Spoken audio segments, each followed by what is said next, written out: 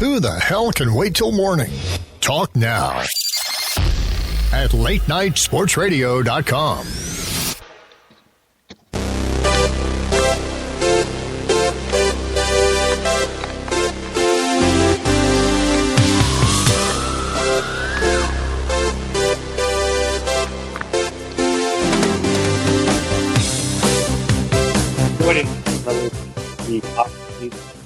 Alex B. Smith and Bob Sullivan here on LateNightSportsRadio.com.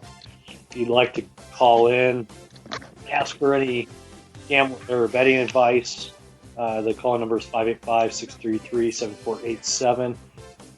Joined with Alex B. Smith. Alex, how you doing tonight? I'm doing pretty good. Getting ready for the holiday season. I'm not cooking anything Thanksgiving. The usual Thanksgiving fare, but I will be cooking some food and just getting ready for all the action going on in college and pro football, and got hockey, got college basketball, all kind of good stuff to watch this weekend. So just looking forward to getting everything underway. It's when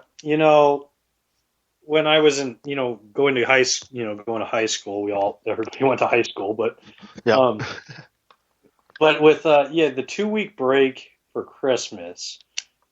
Was nice. I didn't hate that, but I always felt like the Thanksgiving break always recharged the batteries for the last 2 weeks that we needed before Christmas break, and that's the one thing that second semester doesn't have. There's not for school or in life in general.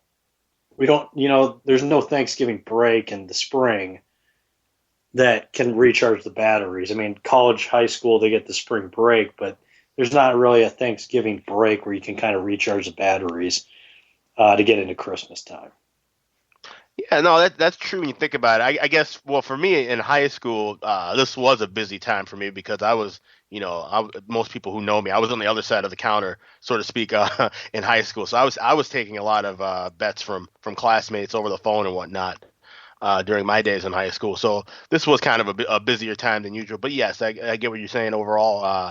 There's no Christmas break. There's no, all the holiday breaks, so to speak, are kind of in the summer, once you get outside of the school setting. So, yeah, this is a nice time to have now to kind of, rest back, have a couple of days off of work, the shorter work schedules and so forth. So it is nice.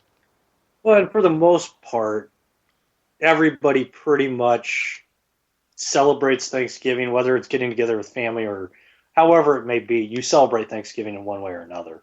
I mean, sure, with how many different religions there are, you're not everybody's celebrating Easter or Christmas or anything. This is, the one holiday that I feel people that have multiple holidays find Thanksgiving overrated. But I find it just pisses me off. I hate to get off on this tangent, but it pisses me off when people want to downplay Thanksgiving by bringing in Christmas music and Christmas stuff before Thanksgiving has actually happened. Can we just wait at least the day after Thanksgiving or the Monday after Thanksgiving? Can we please have Thanksgiving before we have Christmas or any other terrible holiday? Yeah, no, I agree. I mean, it all starts really with Halloween. I mean, they're trying to drown Halloween out with a lot of Christmas stuff, and it's the the retail stores and so forth are the driving force behind that, of course. So, I don't think that's going to change anytime soon, unfortunately. Yeah. All right. Well, into the stuff that matters to us, at least, sports. NFL, last week, what caught your eye in particular, NFL-wise? The Monday night game, some bad calls. I feel like the refs are getting lazier and lazier. That's not any big surprise. But what did you make of Monday night game, and what did you make of this week in the NFL? Well, it was. The Bills did play the Patriots, tough in that contest, as tough as they could. But we're just seeing, once again, the Patriots just finding ways to win week in and week out. And like I said, we only got two undefeated teams left, the Patriots and the Panthers. And just look, it's hard pressed to find where the Patriots are going to lose within the next 6 weeks. This team is just truly loaded, and even with all the injuries on the offensive line and receivers going down left and right, they still find ways to win. So obviously, a big game coming up on Sunday night. They're going to Denver to play the Broncos. I think that was the shocker of the week for me. I had the Bears in that game. I was catching a point and a half, and I really thought that with the cold weather, Brock Osweiler making the start, I really thought this Bears defense was going to give him more of a tough time, and he found a way to just completely carve them up. I mean, he only had 5 incompletions in that whole game, moved the ball down the field. The running game came back after having a bad outing the week before against Kansas City, but now that defense is going to have to try and stop Tom Brady and company. And it's going to be a lot tougher for Osweiler to move the ball against the Patriot defense like he did against the Bears this past week.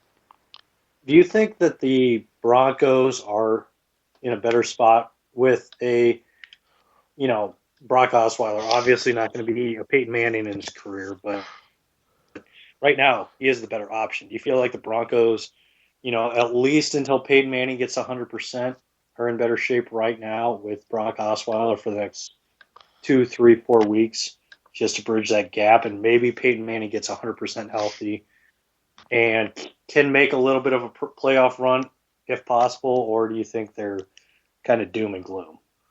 Well, no, I mean, obviously he's the better option right now. Manning, we've seen him just, he's got the dead arm issue. Now he has a foot injury that's keeping him out for the next couple of weeks. They're speculating he has other injuries that he's been dealing with. So a healthy quarterback is better than an injured quarterback. That's just a given. But like I said, Osweiler he looked sharp in the garbage time against Kansas City. He looked sharp this past week. If he could find a way to, overcome everything that I've just said and beat the Patriots at home, and then you look at the last 5 weeks of the season, they get the Chargers twice, Raiders at home, Steelers on the road, and then the Bengals on a Monday night game. So, I mean, there's a great chance that even, they can still go. I think they'll still go at least 4-2, 3-3 at worst in the next 6 games. And the thing is, well, if you get on a roll with Osweiler, do you sit him if Manning's healthy in the playoffs, or do you just keep riding the hot hand? That's the question that will start to arise should Denver keep winning ball games. What's interesting for me is we had when Osweiler first came into the league, it was when Manning first got to the Broncos, and it was right off that neck injury, and there was talk of, well, if we get in a situation where we need a Hail Mary, we're going to call in Brock Osweiler. It never got to that situation, but because they were concerned about Peyton Manning's arm strength. You're not going to go a 2-quarterback system, but you're at that point, like if you even a healthy Peyton Manning at this point does not have the arm strength he did even early last year. And you might be at that point where you might just either have to, if it's a late game situation and you need a deep pass, you're going to have to call in Brock Osweiler, or you're just going to have to ride out Osweiler all the way. Because I don't think Peyton Manning, I think at maybe not this week, but next week, my bet is Peyton Manning gets put on season-ending IR. Okay. Do you see that coming?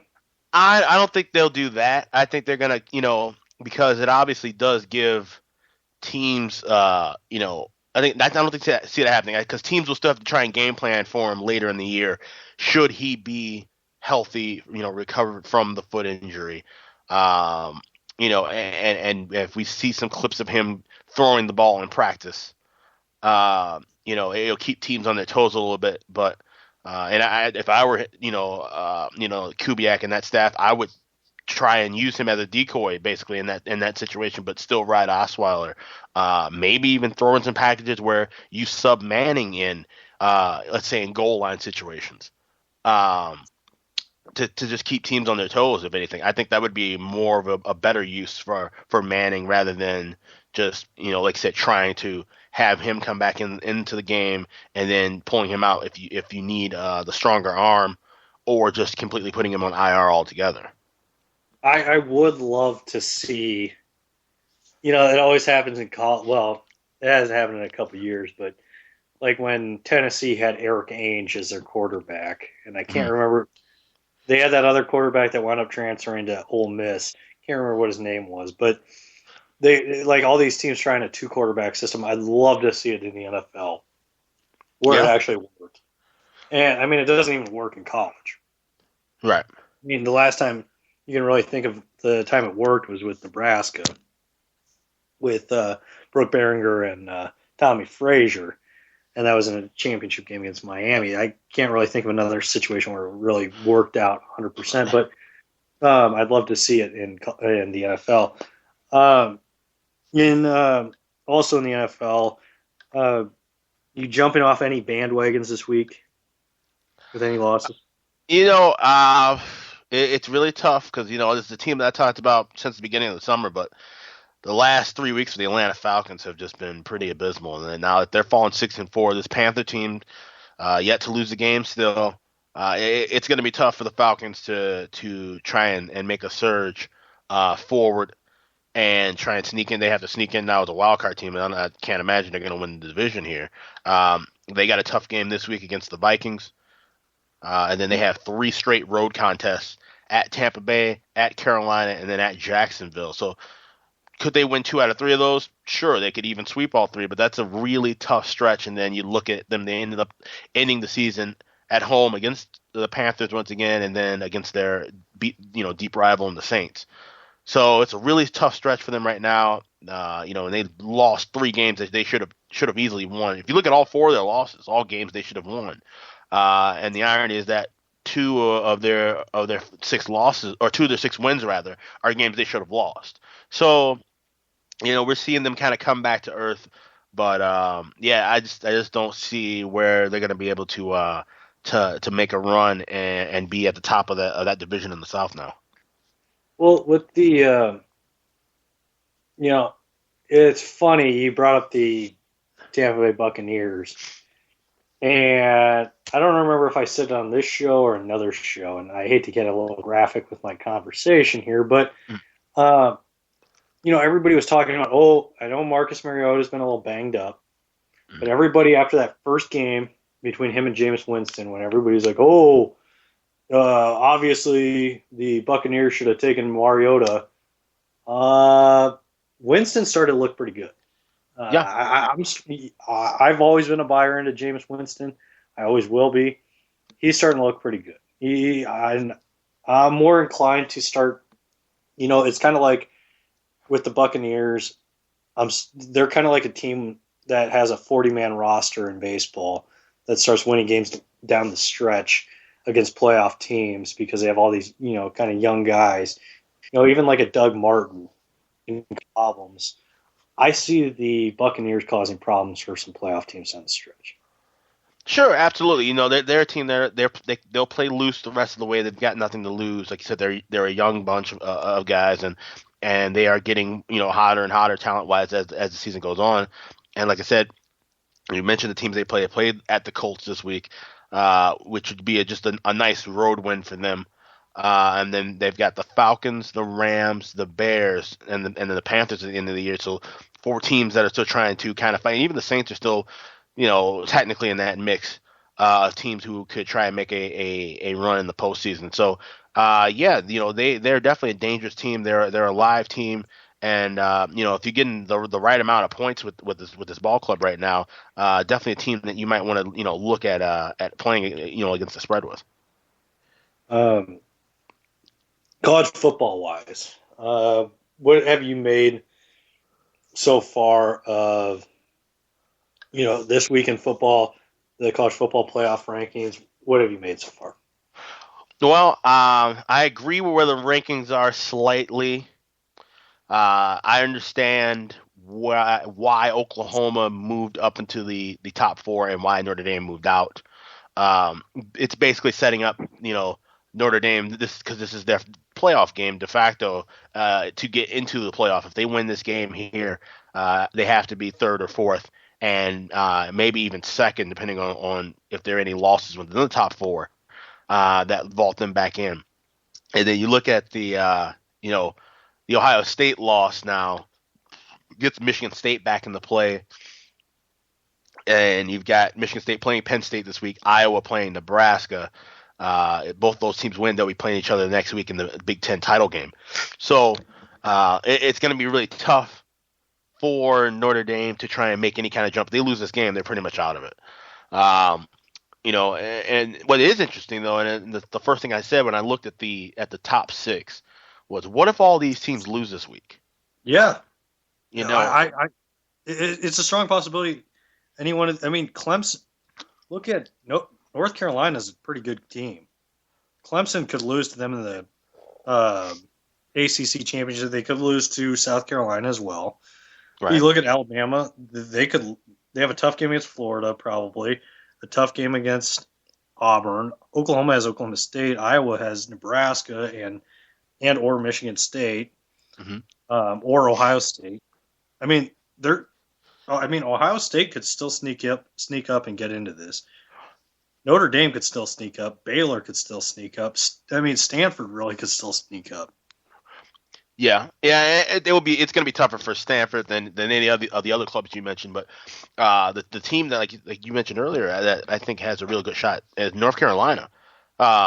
Should Clemson lose to South Carolina this week, I would have to think that, and North Carolina takes care of NC State, I would think that they would have to jump up to as high as possibly 7, because that would put them right in the wheelhouse of making Clemson and North Carolina for the ACC title. That would be a playoff game, to see who gets in. It would, basically be like an opening round matchup.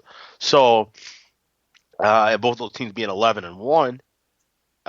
It would, and that would be a bad loss for Clemson as well too, to lose to a South Carolina team that hasn't been that good this year, even though it is a rivalry game. And Alabama at 10-1, if they lose to, you have them lose to Auburn this week.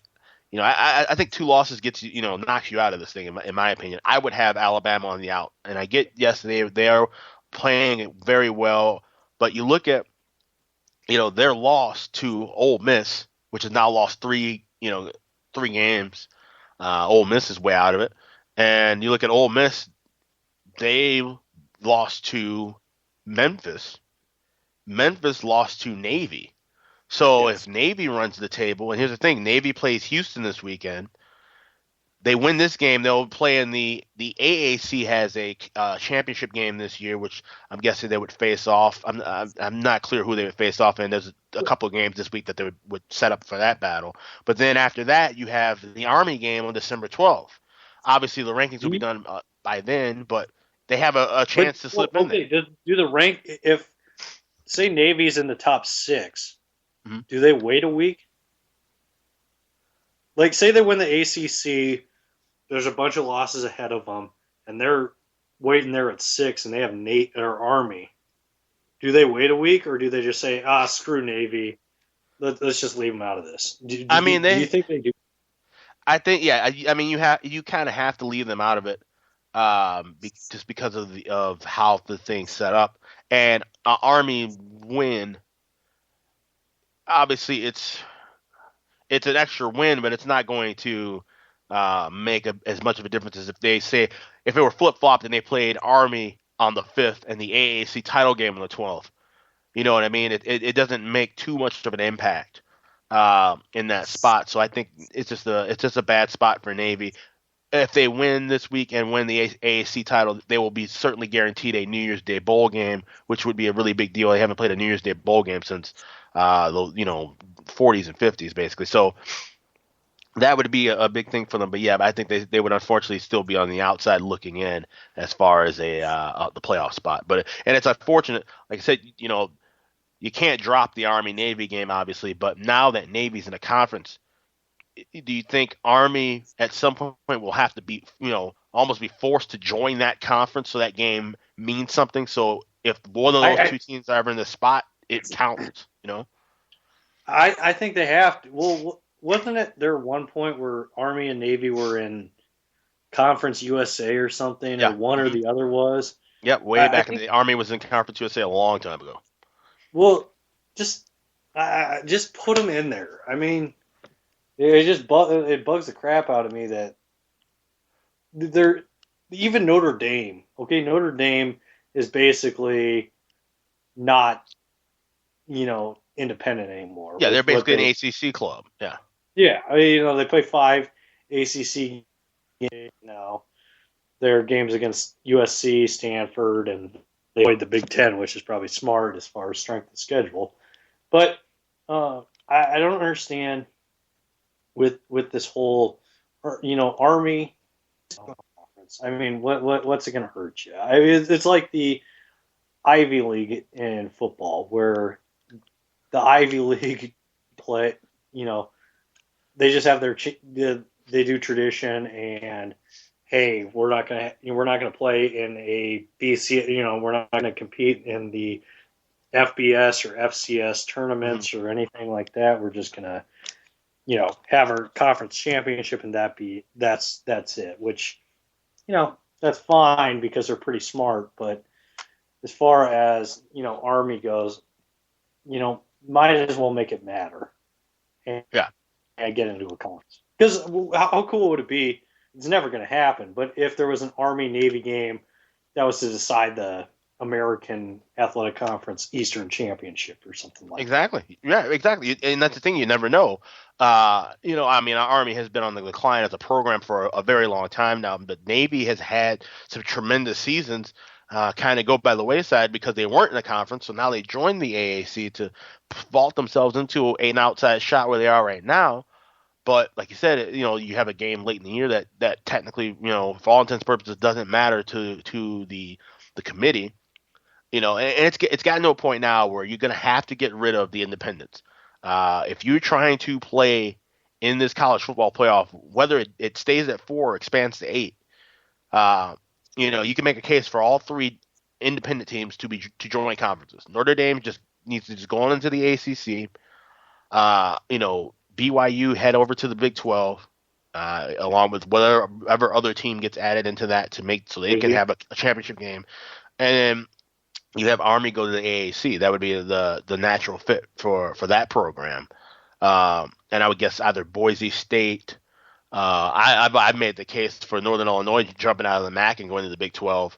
It would be a rough transition for them for a while, but it would behoove the Big 12 to have a giant media market other than the Dallas area and the Houston area. Now you've added the Chicago area to that mix as far as TV ratings.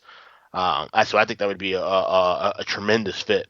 And also, the fact that we've seen Northern Illinois make a push into a BCS game and, draw well with some of these later season games, and they've had a winning record for many years now. So that's always a theory that I've brought up and never ruled out. But you got to get rid of the independent system if you want to try and play for a playoff spot and eventually a national championship. Yeah, with my thought as far as what do you think? Okay, with as far as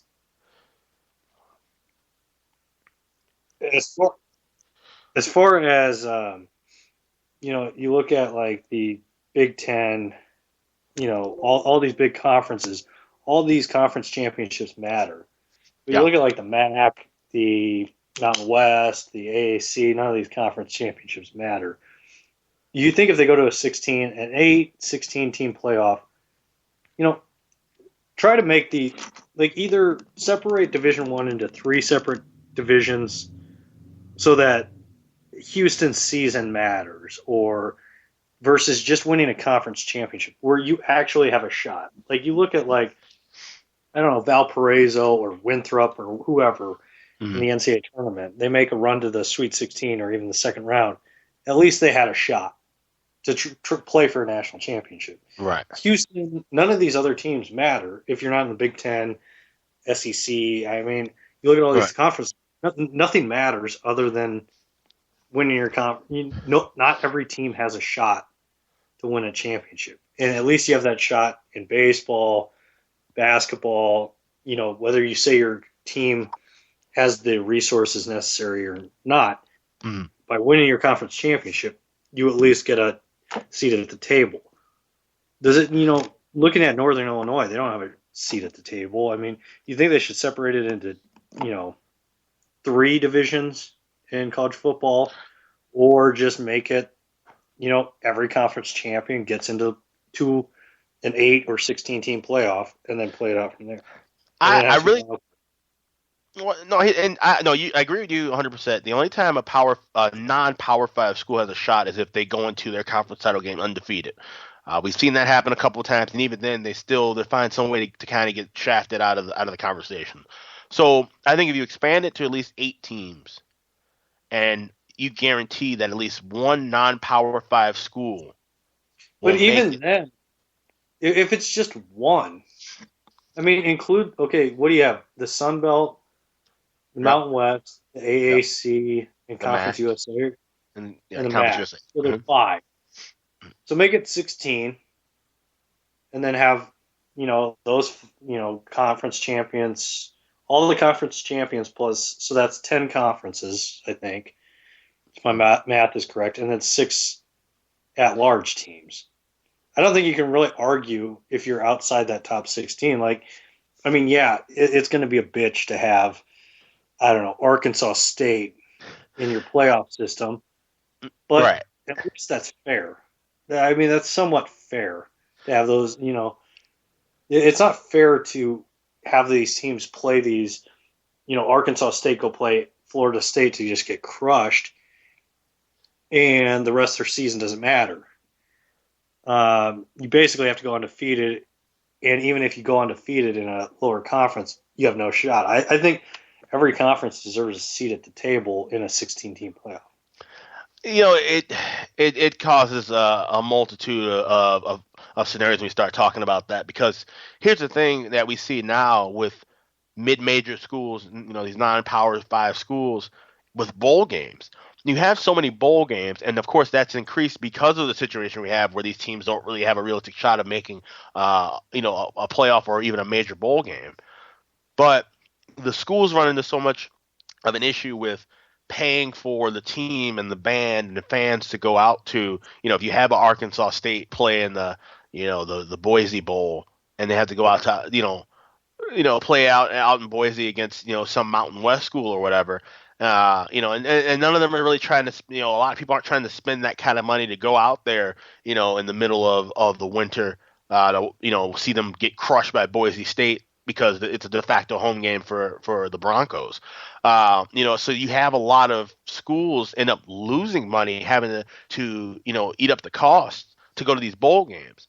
Now, granted, you won't have that much of an issue with a playoff, obviously, if you have those smaller schools going to get a chance to play a big school. But at the same time, like I said, who wants to go see their school just get embarrassed on national TV, to have a shot? It's different with basketball, because teams do have more of a realistic chance to win a game in the NCAA tournament. But in college football, okay, you give Nick Saban a week to go play, Middle Tennessee State for a bowl, for a chance to advance one step closer to a national championship.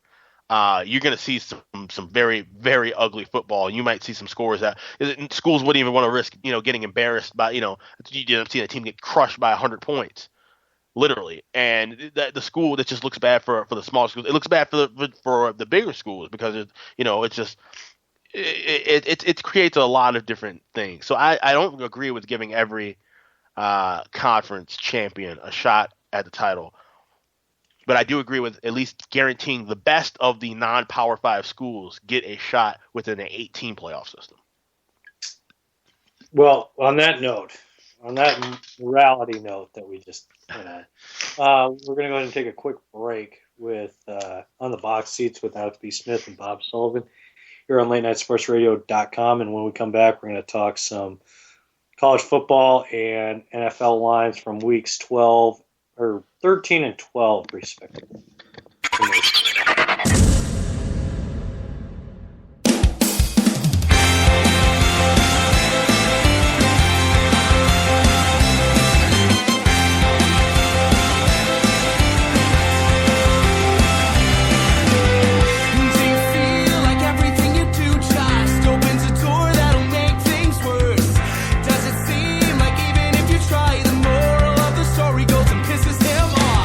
Maybe I could offer up an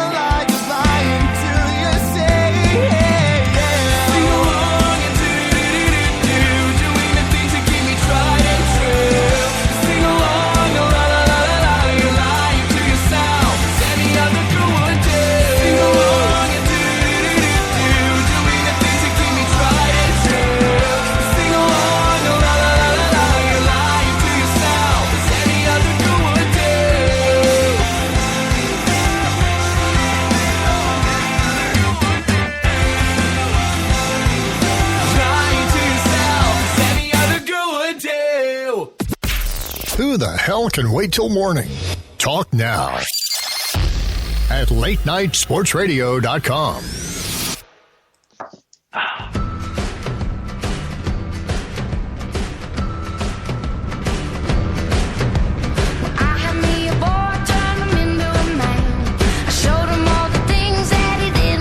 Welcome back to the Box Seats with Alex D. Smith and Bob Sullivan here on latenightsportsradio.com.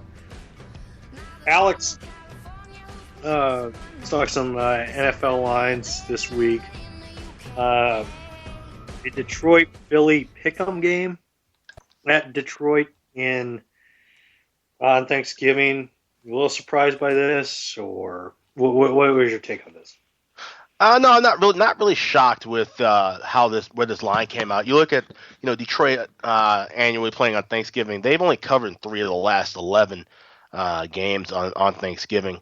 They did win last year against the Bears, but Detroit's on the decline. Philly, this is a big game for them to try and stay within that poor race in the NFC East, and obviously you got Dallas playing the game right after them, so it's a bigger game for them. And, I think it's a decent spot. I like the Eagles to bounce back off of that horrific game that they played last week. Really, the last couple of weeks, they've been playing pretty poorly.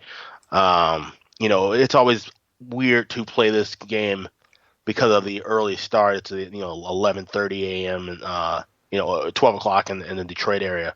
So you never know where the momentum or how enthused the team is to go into Detroit and play this game, but it should be an interesting battle nonetheless. Well, the fans are not enthused to watch this game usually. It's funny. Growing up, I mean, you and I are about the same age. Mm-hmm. The Lions, watching the Lions on Thanksgiving it was just like, God, could we just get this over with? And they're not that good this year. But, over the last few years, Stafford gets a lot of crap. But, he's better than a lot of the quarterbacks they've had, whether it be us watching Scott Mitchell, Charlie Batch, whoever the hell right. the Lions have rolled out there. He's better to watch than any of, the Lions quarterbacks in the last 20 years. Mm-hmm. And then Charles Johnson is a hell of a wide receiver. They always have a stable of running backs that are halfway decent to watch. I'm not complaining about watching the Lions anymore on Thanksgiving Day. It's actually kind of not a treat, but it's better than what it used to be. It's like going from chicken shit to chicken salad. Right. And I don't know. I have a little bit of a different take on that, I guess, because me growing up in the Chicago area, it was, for the longest time, it was always, Bears and Lions in the morning game, or maybe Packers Lions. And so it always had kind of some repercussions and it mattered within the division, be it the NFC Central back then or now the NFC North. So I had a little bit of a different view on, Detroit playing these games. But yeah, as they went through the really, really rough years of the, late 90s, early 2000s, and they stopped playing division games and they started playing Tennessee and New England, then I'm like, okay, well, now this is, if they're not going to play a division game, they might as well just go on and scrap this tradition and just have 2 games that were, meant something to the standings at this point of the year. And this third game that we just saw, these night games, that started maybe 4 or 5 years ago, because I always remembered it was the Detroit game at 11:30, the Dallas game at 3:30, and usually it was a college football game at night, Ole Miss or Miss State, State, yeah, or right, exactly, or Texas A&M and Texas was that's now going to be renewed again on Thanksgiving night. So, so you always had those matchups, but now that they've added the third game, which is kind of a rotation of, we've seen, I think it was with the Jets and Cincinnati one year. Now we got, Bears Packers, which was moved into that spot so they could do the Brett Favre retirement ceremony. But yeah, it's interesting how that tradition has slightly changed a little bit. Some of the stuff staying the same, but that additional third game being added kind of shifts up the dynamic a little bit as far as the schedule for that. Yeah. All right. Also on Thanksgiving, we got Carolina, Dallas. Yep. Carolina just a 1-point favorite. obviously Dallas bringing back, Romo's back. They look better against the Dolphins. And looking at Romo, it's kind of surprising to say they had that it factor that got them the win, kind of. And a decent quarterback. But what do you see in this game right now? Well, obviously people were, I'm sure that I did read that people were kind of stunned with the line, opening with Dallas as a favorite. You'd say, wow, how is a 10-0 team going on the road playing a quarterback just coming off of injury? That team that they're playing is 3-7. How in the world would that home team be even remotely be favored? Obviously, we've seen the money come in on Carolina as that line has moved from one, like I said, to a pick 'em. I've seen a couple of 1s and 1.5s in Vegas on Carolina, and that obviously goal. I think they knew they were going to get Carolina money in. I think they were trying to at least move it back to where Dallas might get some buyback before kickoff. But it's tough because you look at undefeated teams in the NFL and you think, all right, they've got to lose at some point. But and like I said earlier with the Patriots, I don't see where the Patriots are going to lose. And I thought Carolina would have already lost by now. So I don't really see at this point now, other than this game, and just like I said, the mystique and hype of playing on a Thanksgiving, in Cowboy Stadium, like I said, the pressure of having the perfect record. This could be a game where the Cowboys come out and find that way to win. But if Carolina does go through and play this and win this game easily, it's going to be hard to see where they lose in the next 5 weeks after that, because they have the Saints, the Falcons twice, at the Giants, and then wrapping up at home with the Buccaneers. So all easily winnable games based on how they're playing right now. So this is a big game for Dallas. While they probably won't come back and win the East, but it would be there would be a big win for that locker room and that fan base to finally give a team their first loss of the year. You see, my thing with Carolina is, I feel like the Cowboys it was kind of, Vegas tries to play tricks on people at times. Mm-hmm. The mind games of, well, where it's reverse psychology, where it makes the fans think, okay, what do they know that we don't know? And right. Vegas really doesn't know anything.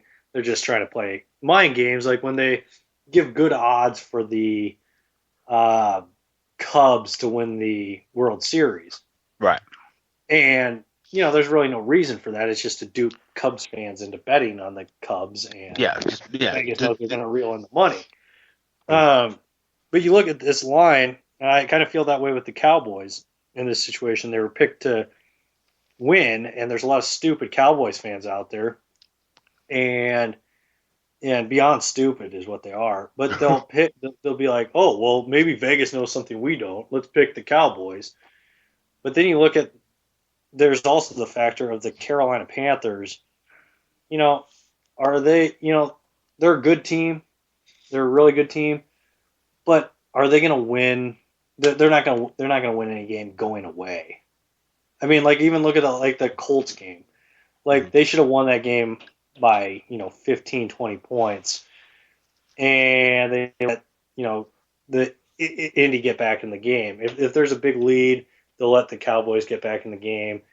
I think this game stays relatively close, and I don't think this is a bad. I wouldn't play it at all, but I just think that's my opinion. Is that Vegas is trying to dupe stupid Cowboys fans. Yeah, I mean, that's definitely a public money game, and I mean, look at it's public perception on both sides. I mean, we've heard all this talk the last couple of weeks about Cam Newton and the whole end zone dance and just angry people writing in a bunch of crap and making a mountain out of a molehill. So you look at the public perception of both sides. A lot of people, myself included, didn't think this Carolina team was that good. They've proven us wrong. But once again, being undefeated, you assume they're going to lose the game at some point. You look at Dallas. Well, now they're looking a little bit better because they've got Tony Romo back. So they're playing with the public. They're riding the public perception. with this number. I actually kind of like this total dropping down. I opened at 47, seeing some 45s and a half. If this thing goes down a little bit more, I'm be inclined to take the over in this game. I think Carolina definitely has the offensive talent to get involved in the shootout with Dallas. I don't see Dallas having the defensive talent to slow them down a whole lot. And you look at a total, like I said, down around 44 or something. I could see where each team would at least get 3 touchdowns in this ball game. So that's something I would be looking at within that contest. Looking at Green Bay, Chicago, do you think this point spread right now at 9 is only large because Jay Cutler is the quarterback and his history against the Packers? Yes, that's part of it. You've got also the fact that, like I said, the Bears just completely laid an egg last week at home against Denver. You've got, like I said, Cutler's history, just the Bears' history playing in Lambeau Field the last couple of years. This crowd's going to be electric. Not only is it, obviously a big rivalry game and the Thanksgiving factor, but you also have Brett Favre coming back to get his number 4 retired during halftime. So this is going to be a very, very fired up Packer crowd, which does play a major role. They have one of the better home field advantages in the NFL. So that is why we're seeing this number as high as we are. I'm seeing, mostly 9, a couple of 10s out there too. I can see this going up over 10, through 10, maybe 10.5 or 11 by kickoff. Could see some buyback, late from the sharp money buying it back on around 10. But it's a game I'm staying away from because I don't know which Bears team is going to show up. If I were to play anything, I might look at possibly playing this game in the, a first half.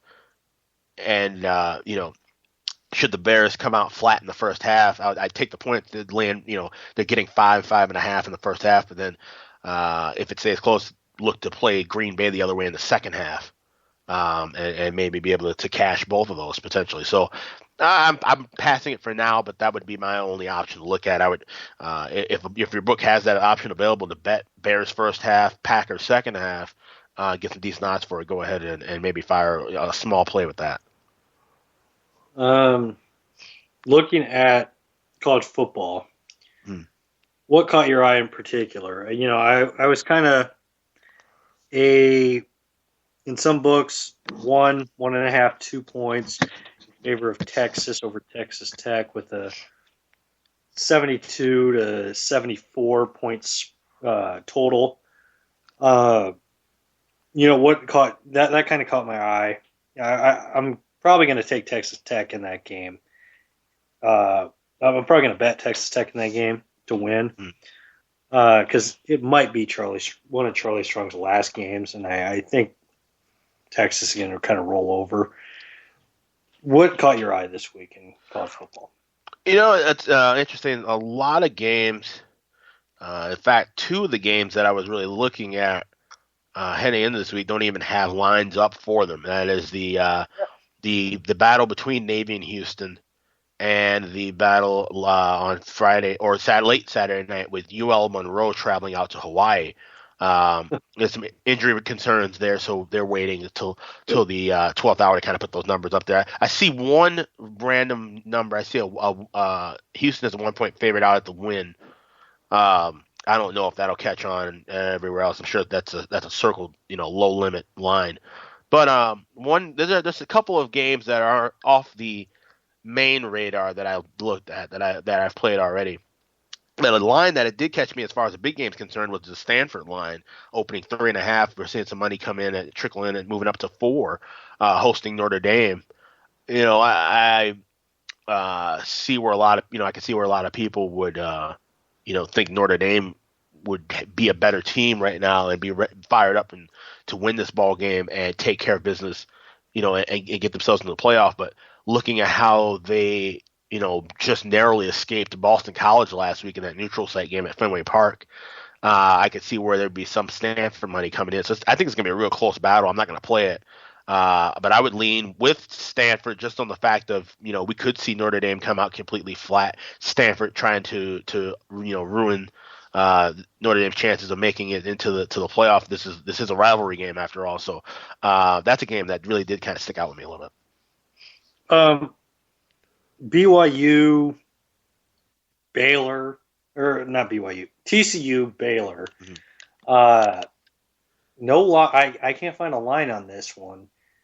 Is it because of how beat up TCU is right now, or what? Why isn't there a line out there right now? Well, this is like the game of the year before the season started. Right, and the reason there's no line right up now is also not only just TCU's injuries issues, but the Baylor with Stidham playing through the injury last week, and having to go to their third string quarterback for a few snaps. So waiting for more information on that game, but I see a couple spots have a Baylor as a 1.5 point favorite. A couple of low limit books have a number up, but I'm guessing we'll see this game come out probably closer to pick'em. I am curious to see what the total will be in this ball game. A lot of people said at the beginning of the year that, wow, if these teams were completely healthy, there were rumors that this game could have a total as high as nearly 100. So it's interesting how things have changed with these two clubs in the last several weeks to where now, you have a spot where there's not even a lineup as just 48 hours to kickoff. Do you not like, or where do you stand as far as rivalry games go between in-state rivals, where they have players that have played against each other for years in high school and whatnot, or with each other, whatever? Where do you stand as far as how you bet? Do you stay away from in-state rival games? If it's a rivalry game between like Ohio State, Michigan, that's a different story. What's your strategy versus in a rivalry game that's out of state, just conference rivals versus in-state rivals? I treat them both the same because there are cross-state rivalry games that mean more than some in-state rivalry games. For example, the battle up here for Paul Bunyan's axe between Minnesota and Wisconsin. That's going to be a gigantic game, even though it doesn't have any kind of playoff implication. Well, for Minnesota, they need to win this ball game to become bowl eligible. And you look at Wisconsin. I like to follow trends most of the time when looking at teams that play every year in a rivalry matchup. Wisconsin's won the last 11 meetings straight up, but the Gophers have covered 4 of the last 5. And if you look at, like I said, it's senior day at home. Gophers looking, having a roller coaster season with Kill leaving and Tracy Claeys coming in, playing tough in a lot of games late. So it's a spot where I would look to kind of go against the trend of the 11th straight with Wisconsin and take the points with Minnesota.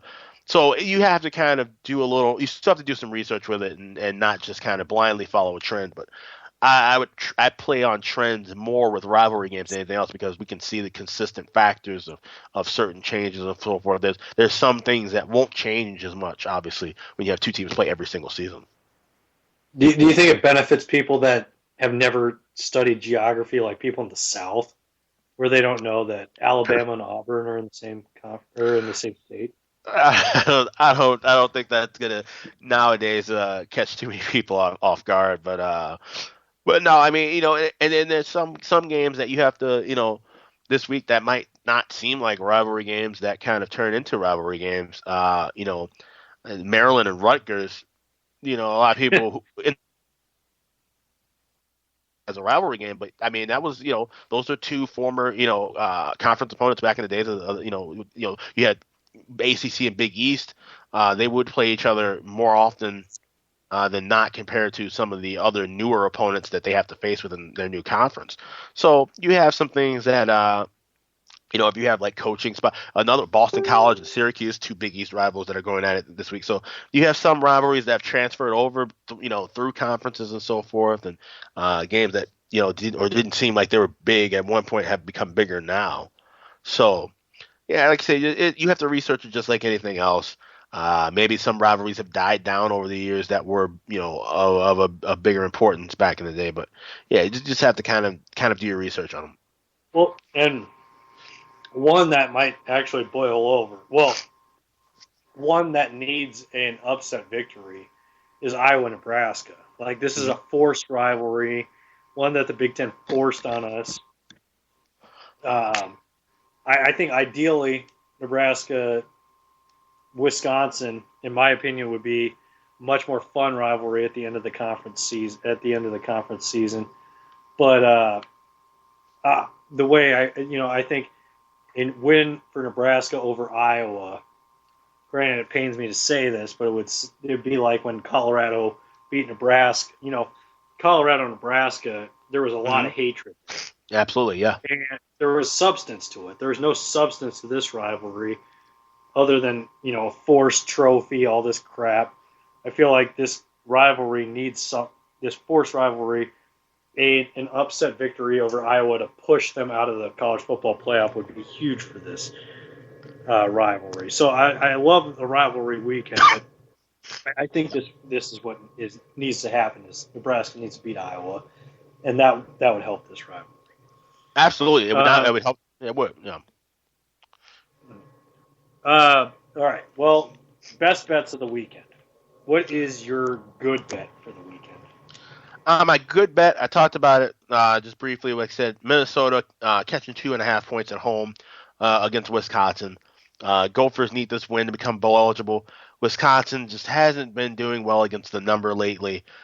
This is a big game for them. They'll be getting to some bowl game where I could see where they wouldn't really care about. In fact, I probably will be fading Wisconsin in whatever bowl game they do draw over the next couple of weeks. But I think the Gophers will come out very motivated in this game. They've hung on tough against some really good teams. Had a chance to upset Ohio State. Had a chance to upset Iowa. So now this is a game that they made the comeback last week to beat Illinois. I think they really want to end the season on a high note and win that Paul Bunyan Trophy. The axe, I should say. So I think the Gophers are my good bet. My good bet for the week is Tulsa to cover a 6-point spread at Tulane. Tulsa's not that great, but Tulane is a very bad team. I'm going to take Tulsa to cover that 6-point spread, maybe win in the 10-point range, in my opinion. Well, we'll stay with. Oh, go ahead. No, I was going to stay right with that one because that's my next selection. I sent this one out about a few hours before we got on air. I love the spot for Tulsa. Tulsa, they've covered 9 of their last 10 against Tulane. They've covered 8 of their last 9 road games. Tulane just got embarrassed last week, losing 48-21 to SMU. I think it's a terrible spot for the Green Wave. They're just going to try and wrap their season up and call it a year. While Tulsa, they win this ball game, they'll be bowl eligible. So they're looking to try and extend their season to one more game. I really think this is a great spot and a great price here with the Golden Hurricane. My better bet for the week is going to be I'm going to go South Carolina to cover a 17-point spread at home versus Clemson. If you can get it at 17, go for it. 17.5 would be better in some books. But I like this South Carolina, very bad team, but playing at home, rivalry game. Clemson has sputtered a bit lately, and I'm going to say South Carolina covers this. They're going to lose, obviously, just not by 17, 18 points. So if you can get it for 17.5, great. But that's my pick. And Clemson's also looking forward to the ACC championship and beyond that. Right. Alex, your best bet for the week. Best bet of the week. It is a later game on Saturday in the Mountain West Conference. Colorado State heading out to Fresno State. Colorado State 9.5-point favorite. There's a couple of 10s floating around there. This Fresno State team is just awful. They are one of the worst teams in FBS this season. They just completely fallen off of the face of the earth. They don't have a defense that could stop anybody. Colorado State already bowl eligible with 6 wins. A 7th win. That's the thing. There's a lot of 6-win teams that are going to be quote-unquote bowl eligible but won't make it to a bowl game because there's so many bowl games around. Colorado State gets a 7th win here. They definitely will be getting one of the better bowl games out of that Mountain West loop of games. So I think they'll come out here a little fired up. I think they win this game by at least 2, maybe 3 touchdowns, cover this number, and get that 7th win. So that's my best bet. I'm going to go my best bet. St. Louis to cover a 9-point spread at Cincinnati. Now, I know St. Louis is not good versus non-divisional opponents, but I'm going to take them to cover the 9-point spread. Yeah, lose in the 5 to 7 point range. At this point, take this 9-point spread. Take St. Louis to cover. That is my best bet for the week. Not really too much insight there, but that's what I'm. All right. Well, before we get out of here, Alex, do you want to tell everybody where we can find you on Twitter, the internets? Yep. All that good stuff. Yeah, follow me on Twitter at AXSmithSports. You go to sportsmemo.com. We got a great weekend package for any of the handicappers on there. It's a $99 thing that they do every year. Includes everything throughout the week all the way till Monday. So I'll have already got 2 football plays that'll be up. I'll have hockey for tomorrow. No hockey on Thursday. I'll be back with hockey on Friday and Saturday as well. So $99 will take care of you throughout the weekend with that. I'm also at Vegas Insider at KellyInVegas.com, ParkLawSports.com as well. I'm guessing there's no show this week for you guys with Johnny Bobo on Thursday. Maybe I'm wrong, but what are you doing if you have a show on Sunday? Sunday, I have no idea. I'm still in the planning mode for that. Yeah, no Johnny Bobo show this Thursday. We're going to take Thanksgiving off while I recover from eating too much and probably drinking too much. So, so Sunday, potentially fans be ready for a Bob Sullivan show, but don't be surprised if there's not one. So that's where I stand. Any shout outs or anything like that, Alex? I just want to wish everybody a safe and happy Thanksgiving. And enjoy your loved ones, and like I said, eat well and drink well, and have a good time, and enjoy the games as well. I just want to say this: don't you listen? Don't you dare put up a Christmas tree before Thursday out there. Yep. If you do, you were dead to me. Those are my words for anybody out there that's planning to put up a Christmas tree. And I say that even though there's a Christmas tree put up in my house right now. Right. Well, it's I get you. Like I said, it's separate. Let's separate the holidays again. I agree. The 2 separate holidays. Let's get back to where it once was. Exactly. Well, Alex, it was fun. We'll see you again next Tuesday. Talk some more NFL, college football, potentially some NBA, or probably just stick to football until the fall. Yeah, we'll get basketball into the mix pretty soon as the schedule keeps winding in. So. Yeah, as people gradually start to care about basketball, we'll gradually. Right. Yeah. We'll see you next Tuesday here on the Box Seats with Alex B. Smith and Bob Sullivan here on the LateNightSportsRadio.com.